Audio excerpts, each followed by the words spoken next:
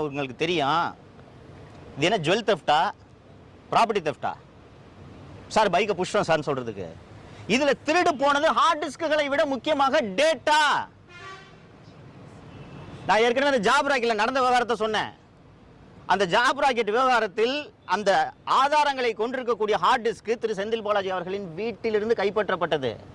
நான் சொல்றது கட்டுக்கதை அல்ல. இன்னும் நீதிமன்றத்தில் எங்கிருந்து அந்த ஹார்ட் டிஸ்கள் கைப்பற்றப்பட்டன என்பது அமலாக்கத்துறையின் வழக்கிலும் ஆதாரங்களாக இருக்கிறது, சிசிபியோட வழக்கிலும் ஆதாரங்களாக இருக்கிறது. இன்னைக்கு 34 ஹார்ட் டிஸ்கை கண்டுபிடிச்சோன்னு எங்களுக்கு ஒரு கதையை எங்களுக்கு சொல்றீங்களே. அந்த ஹார்ட் டிஸ்கில் என்ன ஜனநாயகன் படமா இருக்கு? உண்மையிலே ஜனநாயகன் படம் இருந்துச்சுன்னா படம் இருக்கா? வேற என்ன இருக்குன்றது உங்களுக்கு எப்படி தெரியும்? இன்னொரு கூடுதலான தகவலை சொல்கிறேன்.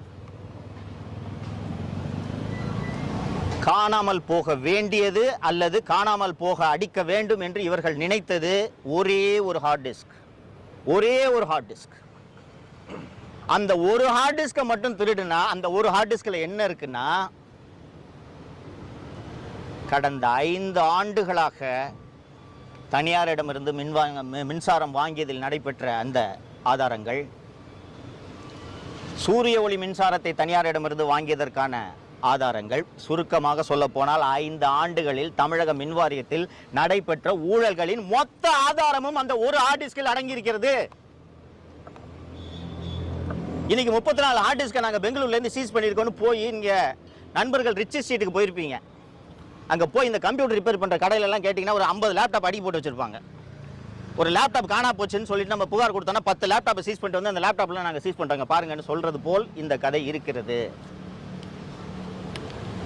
நான் தமிழக அரசை மாண்புமிகு முதல்வரை கேட்டுக்கொள்வதெல்லாம் ஒன்றே ஒன்றுதான். டிரான்ஸ்ஃபார்மர் கொள்முதலில் மிகப்பெரிய ஊழல் நடைபெற்றிருக்கிறது என்று சிபிஐ விசாரணைக்கு உத்தரவிடப்பட்டிருக்கக்கூடிய இந்த சூழ்நிலையில்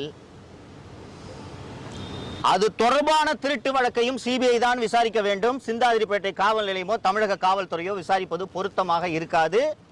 இந்த விசாரணையின் மீது தமிழக மக்களுக்கு நம்பிக்கை ஏற்படுத்தும் வகையிலும் இது இருக்காது.